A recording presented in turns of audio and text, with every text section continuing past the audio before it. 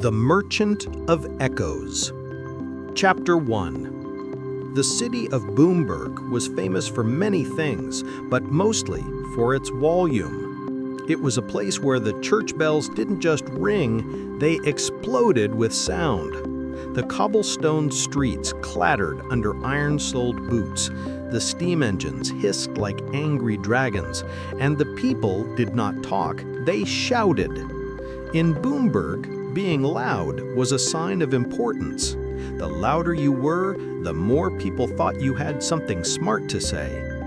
In the middle of this cacophony lived a small boy named Oliver. Oliver was different.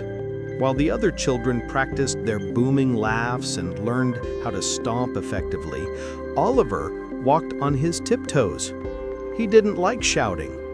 In fact, Oliver rarely spoke above a whisper, which meant that in Boomberg he was almost invisible. One Tuesday, during the great midday clamor, a tradition where everyone banged pots and pans to celebrate noon, Oliver slipped away to the edge of the city. He liked the outskirts, where the cobblestones turned into soft dirt and the steam engines gave way to the whispering woods. The people of Boomberg avoided the woods. They found the rustling leaves too quiet, which made them nervous. Oliver sat by the roots of a twisted oak tree, enjoying the relief of the silence, when he saw something glinting in the tall grass. It wasn't a coin, and it wasn't a discarded gear from the factories. It was a jar.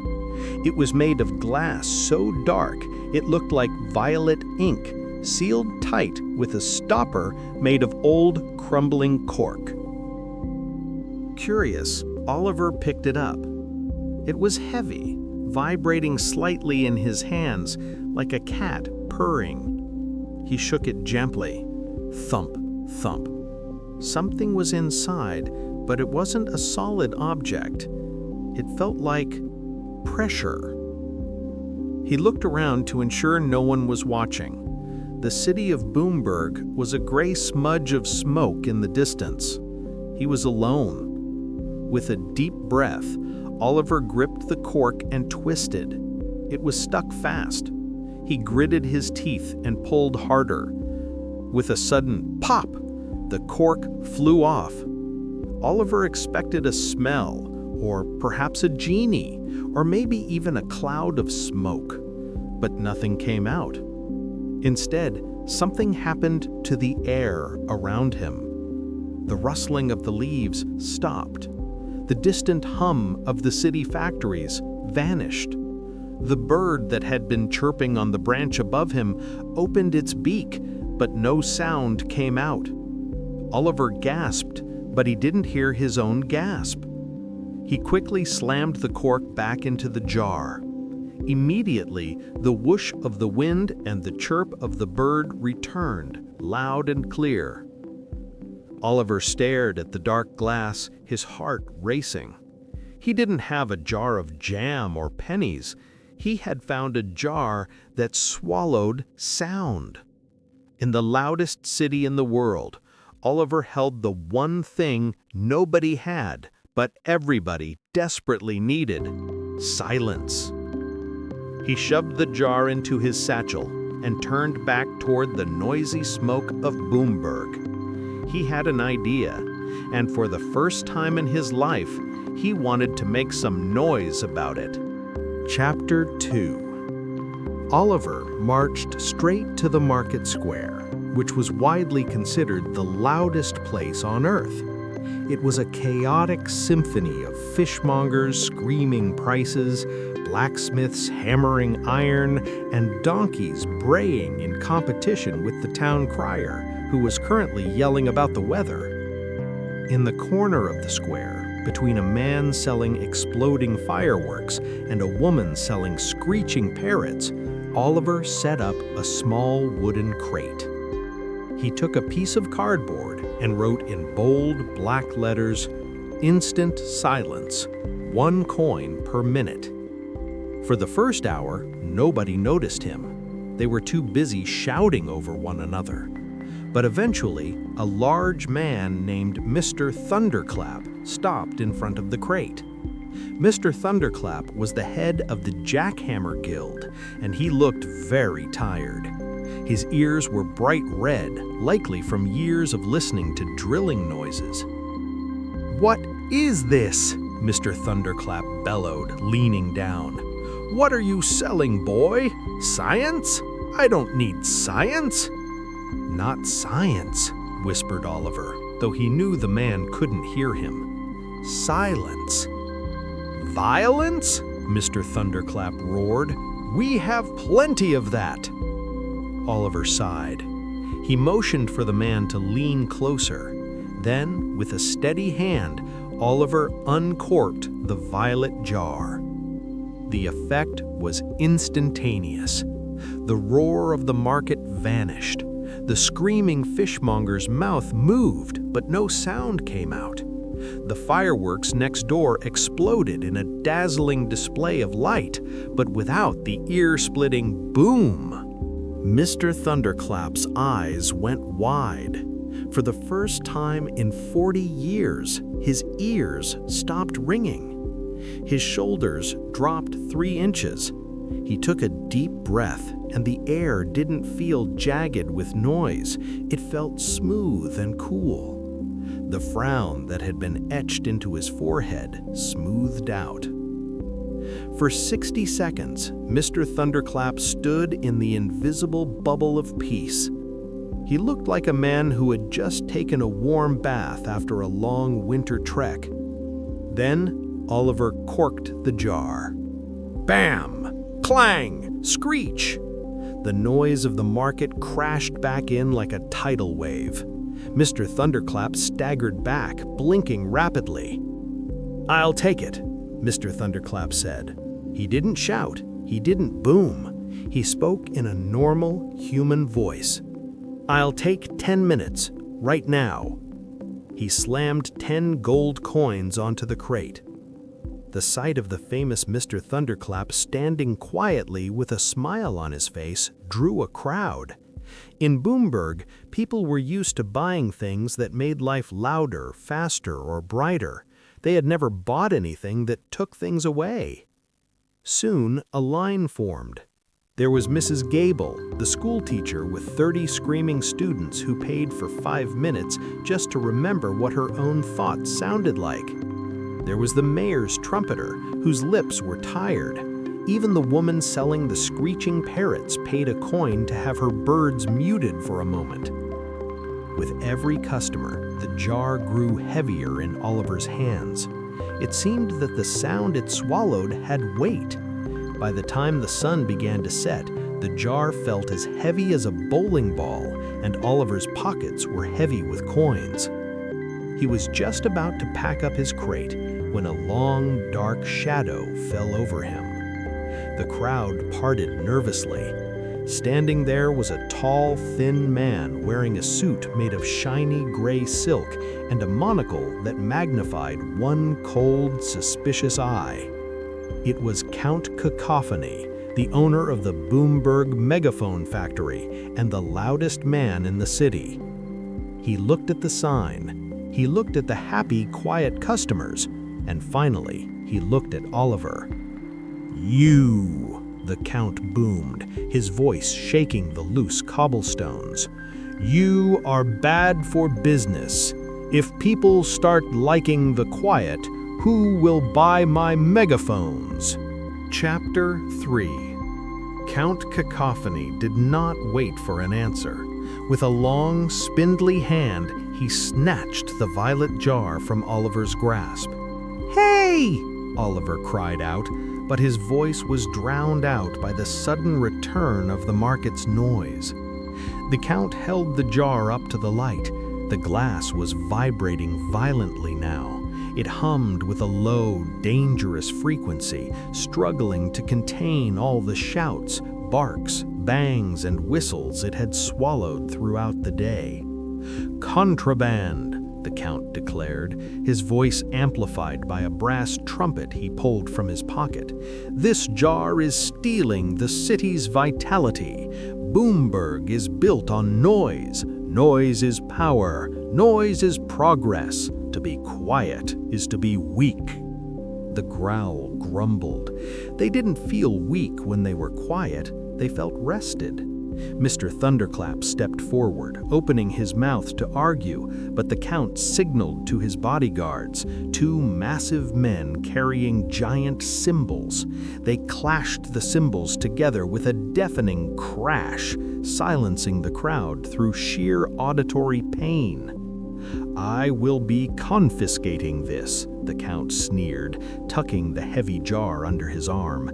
"And to prove that silence is nothing but a fragile dream, I will smash this jar tonight at the Midnight Noise Gala in the town square.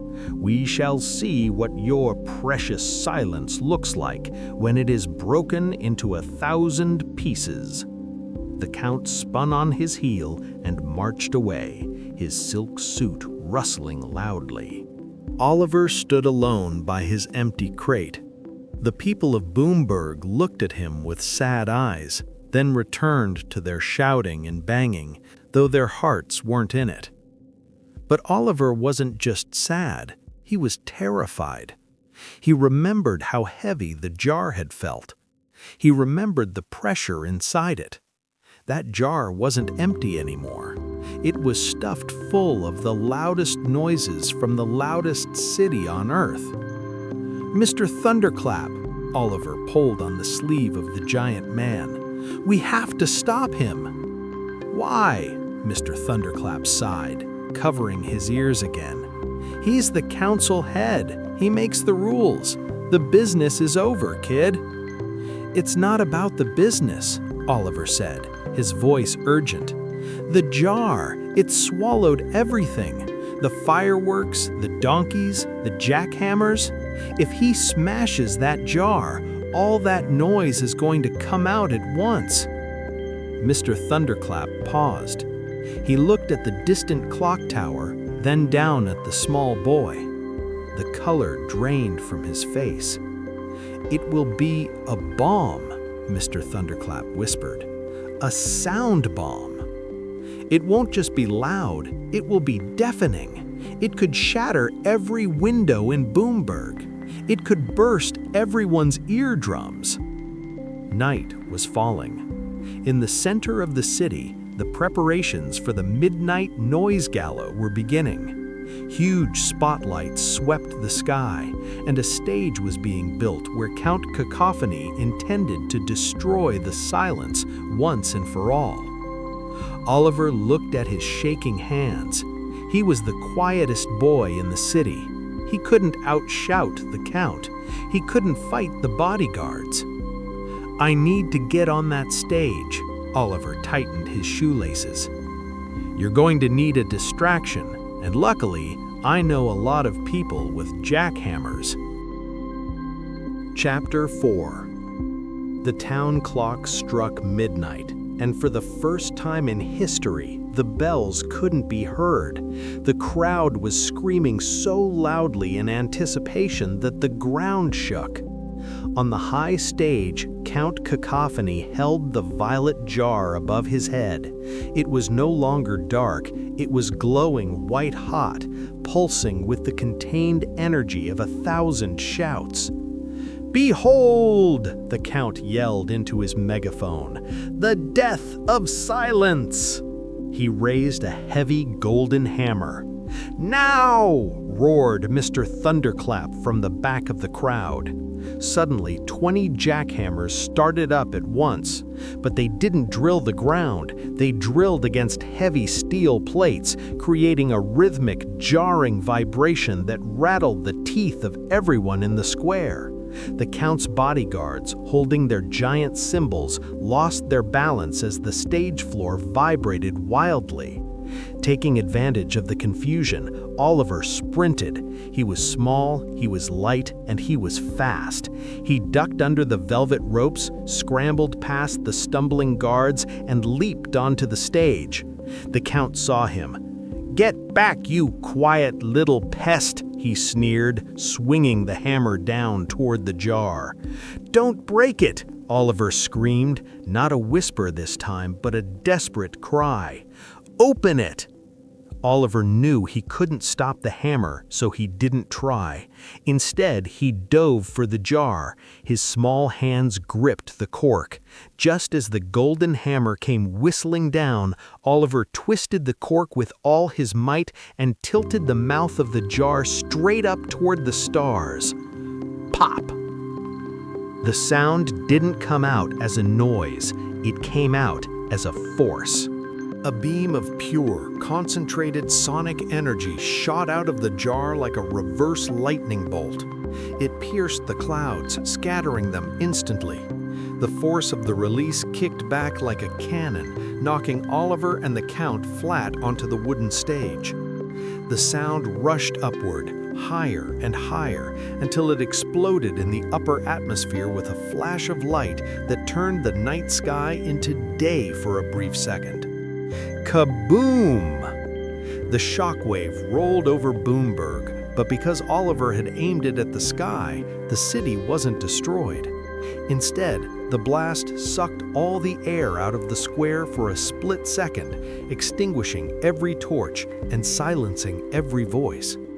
Then there was stillness. It wasn't the magical silence of the jar, it was the silence of awe. Slowly, the people of Boomberg stood up. They dusted off their coats. They looked at the Count, whose megaphone lay broken in two. They looked at Oliver, who was clutching the now empty, clear glass jar. Count Cacophony scrambled to his feet, his face purple with rage. "Make noise!" he commanded, though his voice was hoarse. "Someone shout! Someone bang a drum!" But nobody did. Mr. Thunderclap walked to the front of the stage. "You know," he said, speaking in a normal, gentle voice that carried perfectly across the quiet square, "my head doesn't hurt anymore." "Mine neither," whispered the parrot seller. "I can hear the wind," said the mayor. The people of Boomberg looked at one another.